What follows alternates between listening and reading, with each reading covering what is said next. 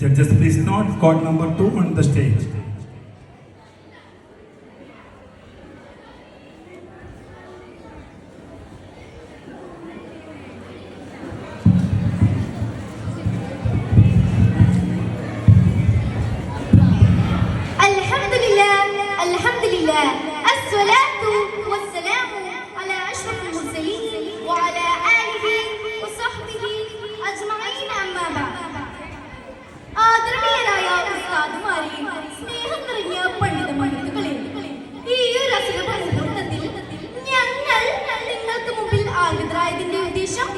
ഒരു കൊച്ചു കഥാപ്രസംഗം അവതരിപ്പിക്കാനാണ്.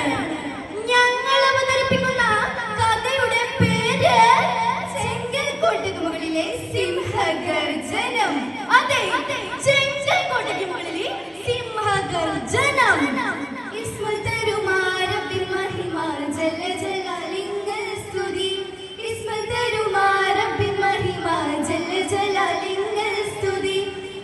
തുടങ്ങിടും ഹംദിപ്പുകളുടെ തുടങ്ങിടും ഞങ്ങൾ വീരപുലിയുടെ കിടുനിവർത്തിടലായി കഥയുടെ സരവശങ്ങളും ഓതി പറഞ്ഞ്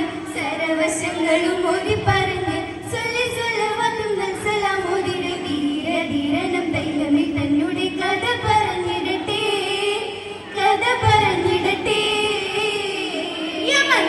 ഇസ്ലാമിക ചരിത്രത്തിലെ തങ്കലിപികളാൽ ലേഖനം ചെയ്ത മണ്ണ് പാവന ദീനിന്റെ പാരമ്പര്യം കൊണ്ട് മൂടിയണഞ്ഞ ഭൂമിക. അവിടെ അൽഫെന്ന പ്രദേശത്തെ ഗ്രാമവാസികൾ പുതിയൊരു പുലരിയെ വരവേൽക്കുന്ന തിരക്കിലാണ്. അകലെ ചക്രവാള സീമയിൽ എന്തോ പ്രത്യക്ഷപ്പെട്ടു തുടങ്ങി. ഉയർന്നു പൊങ്ങുന്ന പൊടിപടലിവിടെ വിദൂരത്തു നിന്നും കുതിരപ്പുറത്തേറി കുതിച്ചു വരുന്ന മനുഷ്യരൂപം അത്ഭുതത്തിനിടയിലെത്തി.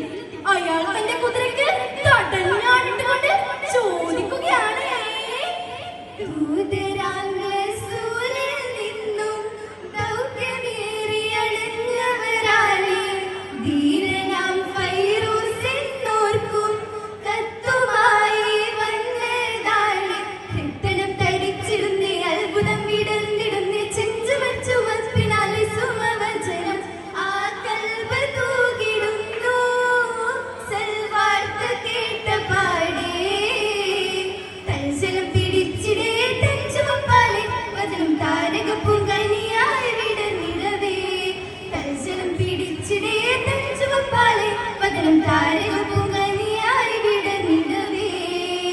ഞാൻ മദീനയിൽ നിന്ന് വരുന്നു. പുണ്യ റസൂലിന്റെ പ്രിയനാണ്. ആഗതൻ സ്വയം പരിചയപ്പെടുത്തി. ആരാണ് ഫൈറൂസുദ്ദീനമി? അയാൾ ചോദിച്ചു. തളം കെട്ടി നിൽക്കുന്ന മൂകതയ്ക്കിടയിൽ ജനക്കൂട്ടത്തിൽ നിന്നും സുന്ദരനും സുമുഖനും ആരോഗ്യദൃഢകാതരമായൊരു യുവ കോമളൻ മുമ്പോട്ട് വന്നു.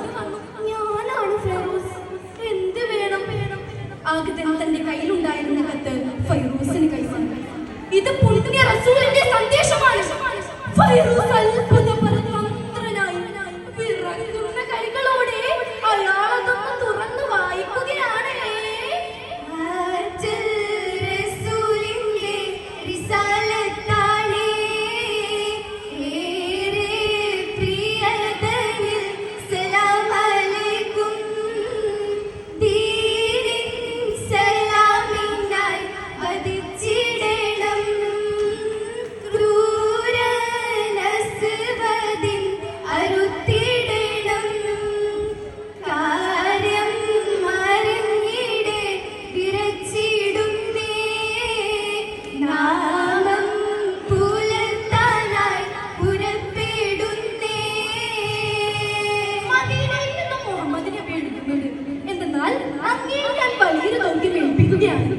കത്ത് വായിച്ചു കഴിഞ്ഞതും ഫൈറൂസുദ്ദീനയുടെ അർത്ഥനാളങ്ങളിൽ 1000 അഗ്നിജ്വാലകൾ പടപിടത്തി. സുബ്ഹാനല്ലാഹ്, യമനിന്റെ മണ്ണിൽ വിശുദ്ധ ഇസ്ലാമിക ആശയങ്ങളെ വികലമാക്കാൻ ശ്രമിക്കുന്നുവോ? ക്രൂരതയുടെ പര്യായം അസുലൻസ് എന്ന മികച്ച രാജാവിനെ വധിച്ചു കളയാൻ തന്നെ ഏൽപ്പിച്ചിരിക്കുന്നു എന്നതാണ് കത്തിന്റെ ഉള്ളടക്കം. എനിക്കതിന് സാധിക്കുമോ? അസുദിന്റെ മികച്ച പരിപാലകരെ തകർക്കാൻ ഈ പാവം ഫൈറൂസിന് ശക്തിയുണ്ടോ? ഇല്ലെങ്കിൽ താനെന്തിന് മുസ്ലിമാണെന്ന് പറയണം.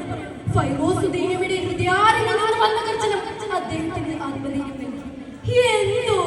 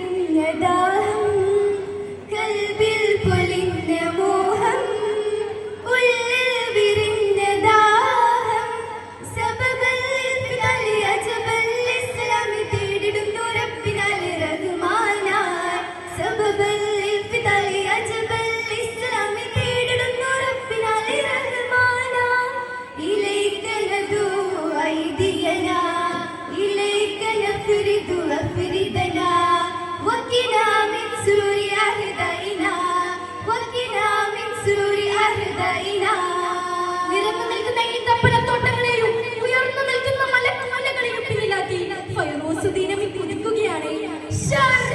വേഗതയിൽ നമ്മുടെ കഥാനായകൻ അസ്വദിന്റെ കൊട്ടാരത്തിനുള്ളിൽ ആരെയും അത്ഭുതപ്പെടുത്തുന്ന അമ്പല ചുംബി ആർക്കും വേദിക്കാനാകാത്ത ചെങ്കൽ കൊട്ടാരം.